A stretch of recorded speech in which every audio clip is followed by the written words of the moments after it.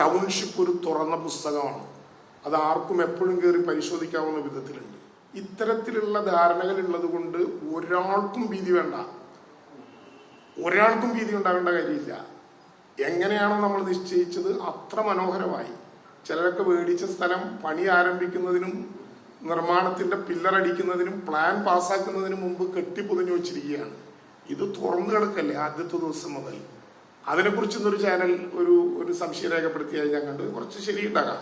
ഇങ്ങനെ തുറന്നിട്ടാൽ ആളുകൾ വന്ന് എന്തെങ്കിലും കുഴപ്പമുണ്ടാക്കിയാൽ. പക്ഷേ ടൗൺഷിപ്പ് ഒരു തുറന്ന പുസ്തകമാണ്. അത് ആർക്കും എപ്പോഴും കയറി പരിശോധിക്കാവുന്ന വിധത്തിലുണ്ട്. ഒരു ചാനൽ പറഞ്ഞു തന്നെ പ്രയാസപ്പെടുത്തി. അത് ചിത്രസഹിതം കാണിക്കുകയാണ്.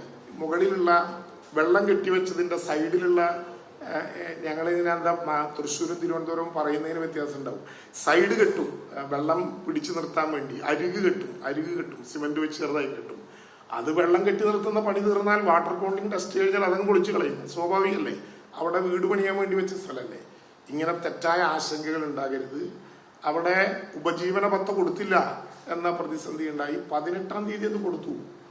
മാർച്ച് 31 എക്കണോമിക്കൽ ഇയർ എൻഡിങ് ഉള്ളത് കൊണ്ട് ട്രഷറിയിലുള്ള പണം ഫിനാൻസിലേക്ക് തിരിച്ചു വന്നതാണ്. അത് ഏപ്രിൽ മാസത്തിൽ വീണ്ടും അങ്ങോട്ട് കൊടുത്തു. ഏപ്രിൽ 18-നുള്ളിൽ അത് കൊടുത്തു. അത് കൊടുക്കുമ്പോൾ കേരളത്തെക്കുറിച്ച് ഒരു കാര്യം, ആരുടെ ഔദാര്യമല്ല, പക്ഷെ ഒരു കാര്യം നാം ഓർക്കണം.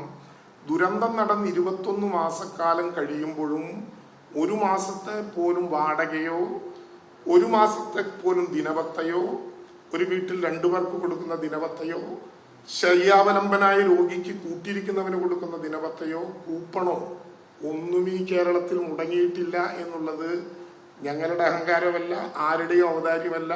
എങ്കിലും വിനയപൂർവ്വം അത് കേരളത്തിന്റെ പൊതു നേട്ടമാണെന്നെങ്കിലും ഏറ്റവും ചുരുങ്ങിയത് കരുതാൻ നമുക്കാവണം.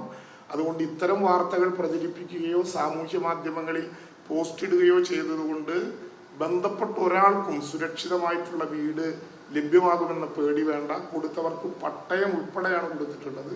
അതുകൊണ്ട് ആ കാര്യത്തിൽ ഒരാശങ്കയും വേണ്ട എന്ന കാര്യം ഏറെ ബഹുമാനത്തോടെയും വിനയത്തോടെയും അറിയിക്കാൻ ഈ അവസരം.